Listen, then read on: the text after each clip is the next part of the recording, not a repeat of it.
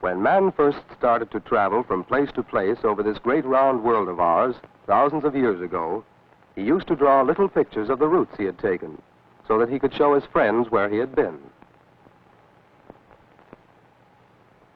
In those days, he couldn't travel very far, and it was quite easy to draw a picture of his journey. But today, when we can go around the whole wide world, it is much more difficult to map out a picture of our travels. Our picture must be flat, while our world is round. Round like a grapefruit. And how could we get a grapefruit flat? With a rolling pin, we could try to squash it. This one is empty, so it won't squirt juice into your eyes.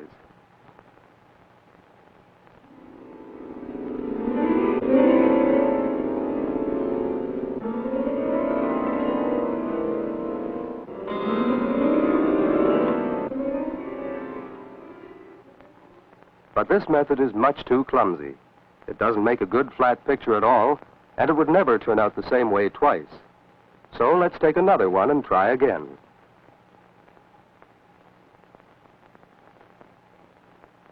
This time we will follow a plan and cut it up into rings as carefully as we can. First the top half around the North Pole,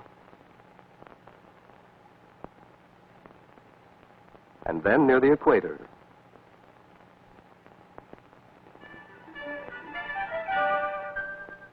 Then the bottom half.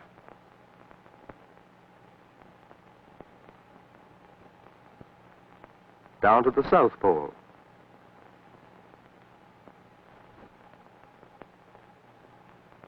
And then once from the North Pole, around to the South Pole. We will peel it and lay the strips out flat. We don't need the inside. And we will turn over each strip so that we can see what is on the other side. Here is a picture of the world that is really flat, but as you can see, it has a lot of gaps in it. So let's place a piece of frosted celluloid on top of the strips and trace off what we see beneath, filling up the gaps so that we can get a better idea of what it is really like. Around the edges over the gaps, the countries are all out of shape. But in the middle, we have a good picture of Europe and Africa. So let's try moving the strips so that they come together on the right-hand side and put on a piece of celluloid again and make a tracing.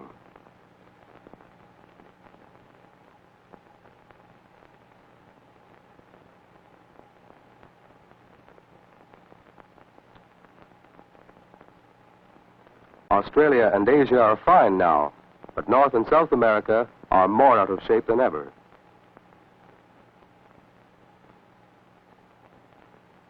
If we arrange the strips in a different way, we get a good picture of the Americas, but a poor picture of the rest of the world. Like all the tracings we have made, this one is good in one part only, and all out of shape in the other parts. We have not been very successful in getting a good picture of the whole world.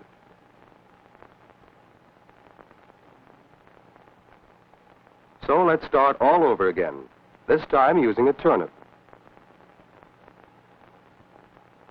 It too is the same shape as the world. We will cut it in half to begin with.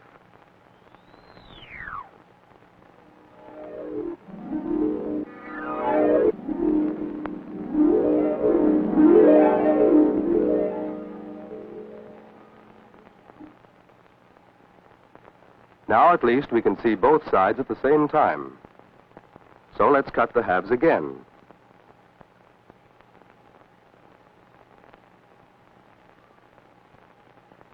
This is a little better. Let's do it once more.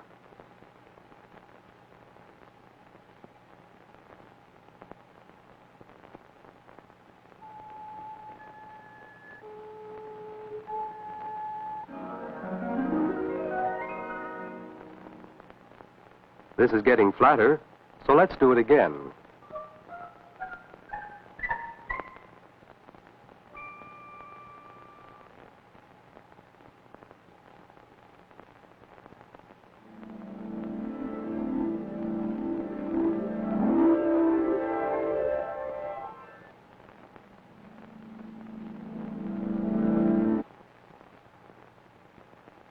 Now we can wrap a piece of celluloid around this and take some paint and a brush and trace off what we see under the celluloid. Let's start with North America. Here is Alaska,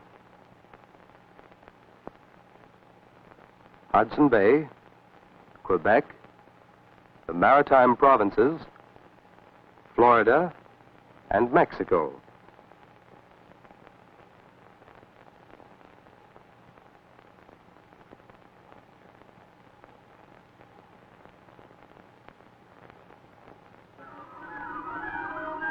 And Europe, Spain, France, Denmark, and Scandinavia.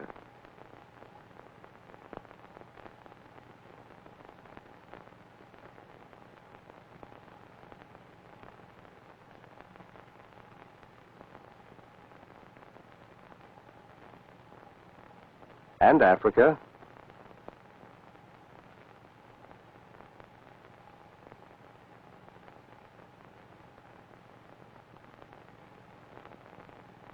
Madagascar,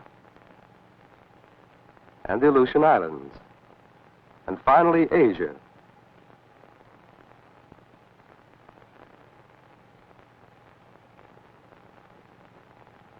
China, Thailand,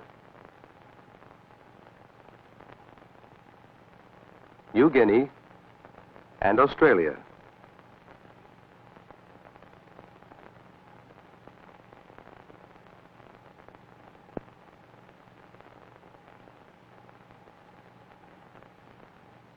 This tracing is much like the well-known Mercator map, which you will find in almost every atlas.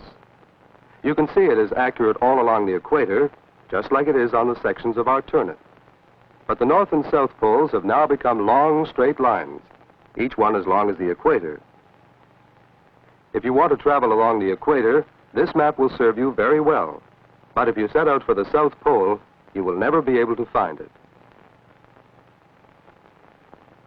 And it would be almost impossible to pilot an airplane over the North Pole with only a map like this to guide you. So let's rearrange the pieces in a circle around the North Pole and see if we can get a better map of the top of the world. We can flatten the pieces out a little more first.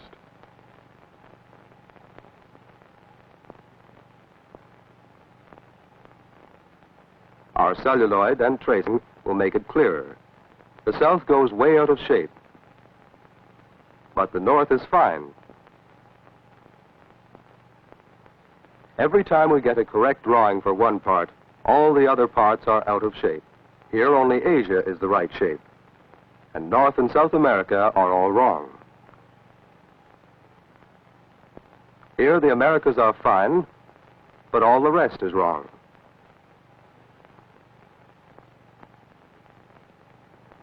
Here the equator is right, but the North and South poles are stretched out into long, straight lines. And here is a correct picture of the North Pole, but the South Pole has become a huge circle.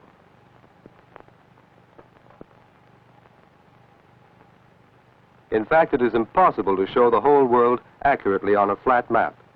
We can only draw a true picture of one small part at a time.